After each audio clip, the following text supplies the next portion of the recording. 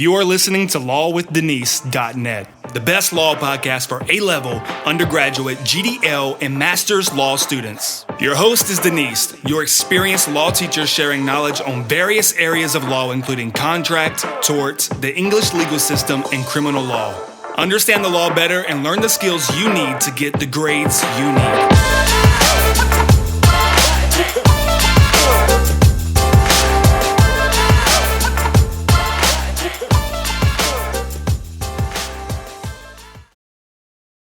Hi, welcome to Law with Denise podcast. My name is Denise and you're listening to episode 003. In episode 003, we are talking about the Donoghue and Stevenson case. We're asking, what exactly did Mrs. Donoghue want from the courts? And what did the court say in response to her question? Now, we're not looking at what the House of Lords said. We'll do that in episode 004. But in this episode, we'll definitely discuss what the other court said in response to Mrs. Donoghue. So what did Mrs. Donoghue want? Mrs. Donoghue's solicitor, Mr. Leachman, argued that the manufacturer, Mr. Stevenson, owed her a duty of care, and that duty of care was breached when a decomposed or partially decomposed snail was allowed to enter the ginger beer bottle. Now, at this point, when Mr. Leachman put forward his case on behalf of Mrs. Donoghue, Mrs. Donoghue's case looked really weak because at this point, if one wanted to sue a manufacturer, you needed to demonstrate that there was a contractual relationship between you, the consumer, and the manufacturer.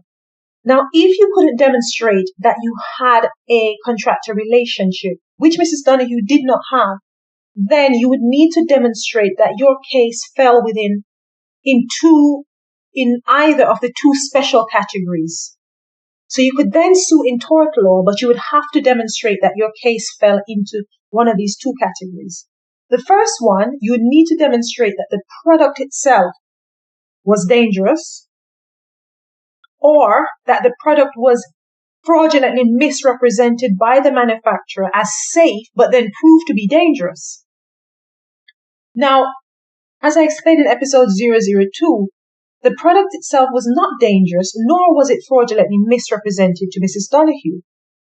And she did not have a contractual relationship with Mr. Stevenson. So what did the court say in response to Mrs. Donoghue at the first hearing?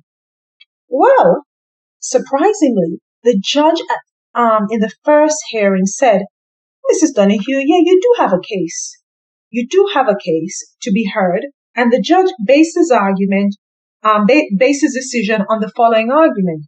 He said the ginger beer was a dangerous instrument. So what he tried to do was he tried to find an argument that would suit one of the special categories. And he then argued, to me it's not very convincing, but we can see that he was attempting to afford some protection to Mrs. Donoghue as a consumer. And the way he did it was by stating that the product was a dangerous instrument. Mr. Stevenson was not happy with the decision, as you can imagine. So he then put in an appeal, and that appeal was heard in November 1930. In this case, the judges said Mrs. Donoghue did not have a legal basis for her argument. So Mrs. Donoghue's case, they said, had no legal basis. And they said, one judge, in fact, compared her case to a previously decided case called Mullen. Now, in Mullen, a dead mouse had been found in a ginger beer, and the courts had said that no duty of care was owed to the claimants in that case.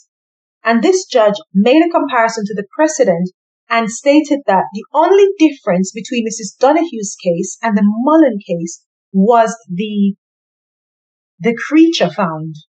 So his argument was more or less that, listen, you have no precedent, you have no legal basis on which your case rests.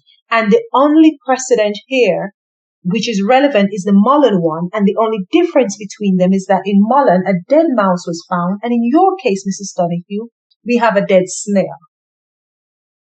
Mrs. Donoghue's solicitor, Mr. Leachman, did not stop there, or else he wouldn't have that decision from the House of Lords. Eventually, the case does get to the House of Lords, and the question that the House of Lords needed to answer was, did Mr. Stevenson owe Mrs. Donoghue a duty of care to bottle his ginger beer without inclusion of noxious items such as snails?